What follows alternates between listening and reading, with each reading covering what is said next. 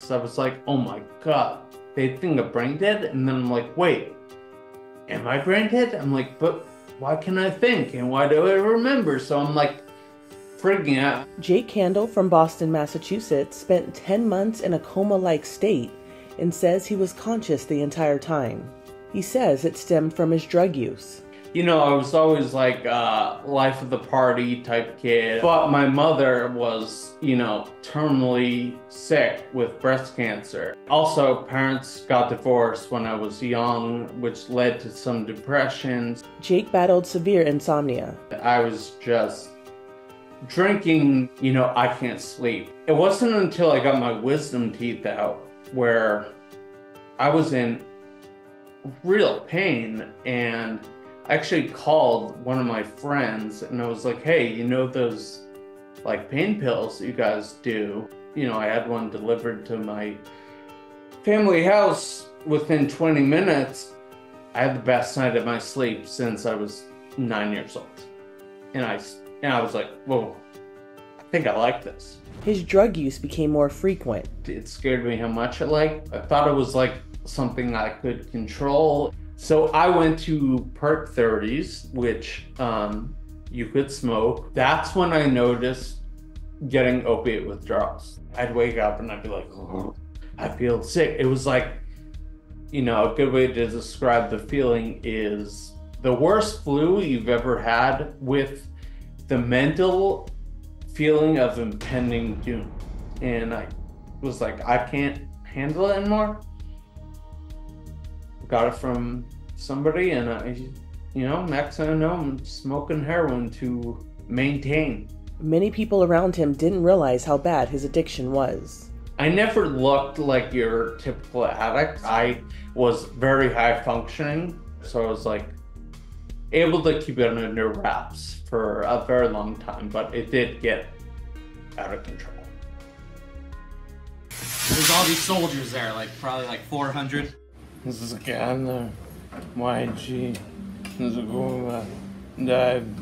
In May of 2017, Jake began having unusual symptoms.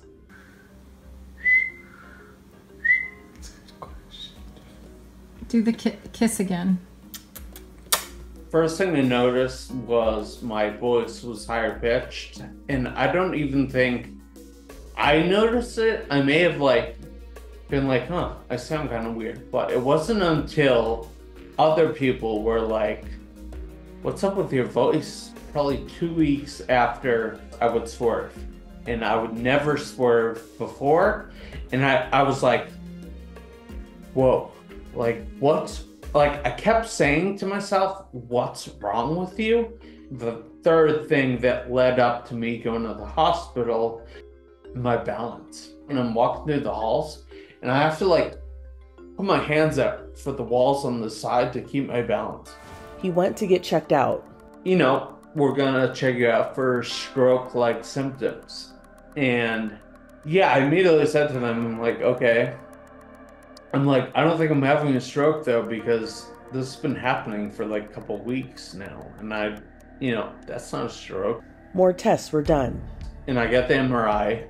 You know, I wake up in the morning and there's a doctor sitting at the foot of my bed, puts his hand on my knee, and there's like 7 more standing. And I just like knew, like you obviously know, right? I'm like, oh, this is not good. Yeah, the guy at his hand on my knee is just like, Jake, we're really sorry. You have an extremely rare terminal progressive brain illness. And they write it on the wall what it is: acute toxic progressive leukoencephalopathy. Yeah, I was just kind of like, terminal, huh? Like, yeah. I'm like, how long? And they were like 6 months. And I was like, I said I left. I pretty much never left the hospital ever again. And they were like, so like, you know, within 2 weeks, you're not even going to be able to walk with assistance by month 2, meaning like June. You're going to have trouble even sitting in a wheelchair. By month 3 and 4, you're going to become bedbound and lose the ability to eat, swallow, talk. And as you approach stage 4 of this disease, you're going to slip into a coma and pass away. And no one's ever survived stage 4. Jake's quick decline left him completely paralyzed and in what doctors thought was a coma. That's when I noticed medical professionals kind of coming in my room and not saying what they were doing as much. A few here and there would like talk to me, but it was weird. It was like almost like, people aren't really saying much to me anymore. He wasn't in a coma, but he was unable to communicate. The way I learned how it was perceived was, two nurses kind of working on me and one saying to the other, I gotta tell you about this real awkward hookup I had last night. And the other nurse giggling and saying, well, maybe we shouldn't talk in front of the patient. And she says, oh, he can't hear you, he's brain dead anyway. That's how I learned. And there was a lot of intense emotions when I heard that, because I was like, oh my God, they think I'm brain dead? And then I'm like, wait, am I brain dead? I'm like, but why can I think? And why do I remember? So I'm like freaking out. I shortly came to realization, like, no, I'm not brain dead. Like, I'm not crazy. Like, I remember everything. Jake was experiencing locked-in syndrome. He was aware of everything around him, but couldn't move or communicate. This is crazy. They think that, and then all panic. And how fight or flight, how am I going to escape? He was in this state for 10 months. Minutes felt like hours. Hours felt like days. Days felt like weeks. And it was even hard to calculate what is a day. I tried to count seconds to like gauge what a minute was and then be like, okay, so 60 of those probably went by, but it quickly was like, okay, this is not like a good way to track time. People ask me a lot, like, did you sleep? I don't think I slept. I passed out. Calm, honey. Occasionally, I'd hear like TNT, which was normally on repeat with Law and Order SVU, which was like painful as hell in a different type of pain. I overheard a lot. I overheard a bunch of, sad things here about how I had hours left, or I won't make it till Christmas, or withdrawing life support. I must say that no nurses or doctors really said anything that I thought was horrible. Now, I know a lot of people will say, well, calling someone brain dead or like talking in front of the patient about how he has hours left, like that's not nice. I didn't view that as horrible. The only, unfortunate thing I really heard from like a healthcare worker literally came in the room, and she goes, I don't feel like brushing your teeth today, and walked out. And I was like, that's really weird to even say. I didn't even know it was time for teeth brushing. He felt everything too. I was so hypersensitive that if a nurse walked in the room and walked by me and created a light breeze, that would hurt my skin, and I would feel that. The weight of blankets they put on me, and just like a sheet in a hospital blanket, felt like I was being crushed, and they would bury my arms. And also I was like overheating, so I didn't want blankets.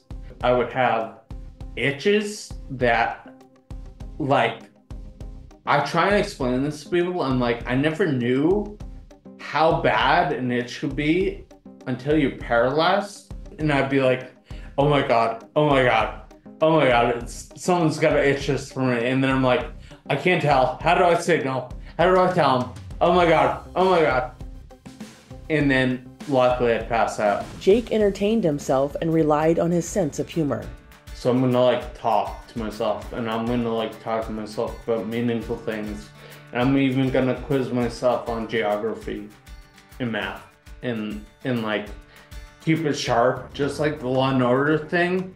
I mean, I would talk to myself and I'd be like, what a dumb thing to like have on a 12-hour marathon.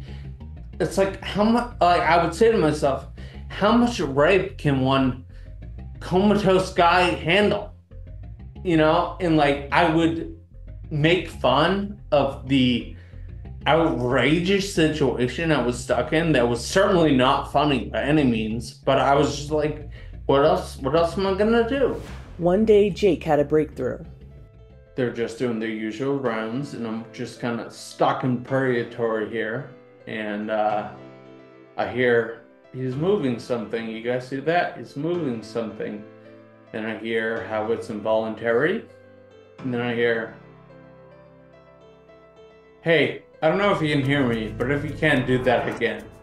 And this was like my shot, you know, my one shot. So I'm tensing up my entire body, and as I'm saying to myself, can't do it, I hear, wow, he's actually doing it. And thankfully, then I hear, no, this is a change in medical status. I want somebody who specializes in nonverbal augmentative speech therapy to come in and teach them how to blink. I'm looking up at her and I'm like, oh my God, I've been sent an angel. Thank the Lord, you know, I'm freaking out. And within 2 weeks, she taught me how to blink. It was a very slow blink, but then it started, blink if you know where you are. Blink if you can hear me. I blinked, I blinked. They went on to teach Jake other forms of nonverbal communication. Make a sentence with the word pig. I'm a pig. And it sounded good though. That was a nice pig. Yeah. He eventually let them know he'd been awake. So the first thing I spelled out is, I can hear you. Probably took 10 minutes. They all kind of freaked out. Oh God. I'm making I deserve it. Making it disturbing. With my laugh. Well, He began his therapy journey to relearn how to communicate. Me learning baby sounds, me learning vowels. That took 5 months. Me learning sound blends. So I always knew what I wanted to say, right?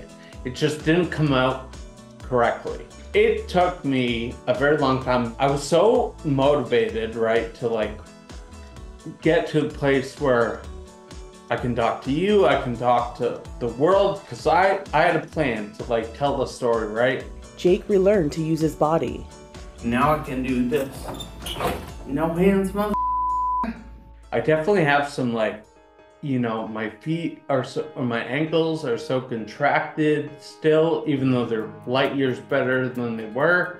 The white matter of the brain is your coordination, and that's normally gone forever. Jake is one of the only known survivors of acute toxic progressive leukoencephalopathy. It's changed the now 36-year-old's outlook on life. I took a lot for granted. I was never living quite in the moment. As soon as I got somewhere, I'm like, okay, what's next? And what's after that? And what's after that? And just kind of never satisfied. When I got off my feeding tube and I can now have liquids by mouth, it's like, I'm like, oh my God. The ability to drink water, like, wow, who thinks about that, right? But this was like major for me. And then the ability to hold water. And it's still not perfect. I'll do it for you right now.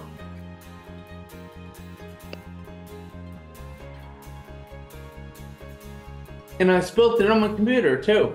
Before that, I not only took for granted, but like, I don't think I care. Now, I care about everything, and really what I want to do with the rest of my life, my mission is like help folks, right? And by telling my story, you never know how a story is going to affect someone, and like I truly care. And honestly, there's a happiness I get to doing all this stuff that I'm doing. He's created Ahoy, an accessibility-focused app for people with disabilities. Let's see how this does on the nightmare accessibility scale. Not good. Yeah, we have the live app, and what we do is we customize the accessibility experience. So you go on the app, you make an account, and you select what needs you want or would like to have. And from that, we put you into a familiar Google Map-like experience, and you'll see all these pins, and we give you percentage ratings to how accessible a place will be for what you indicated on the app. At least install a proper bar for the event this weekend. I need one on either side. Every ADA compliant place in the world has a bar on the side and the back. If you're blind, it's scaffolding, missing curb cuts, block paths, you know, it's relatable to so many more people than just, you know, when people think of accessibility, they think of that wheelchair icon. It's not only people in wheelchairs. He focuses on helping others avoid what he endured. I've been there, and I was someone that really thought I had to figure it out and I could maintain. I think it's impossible to see it when you're in it.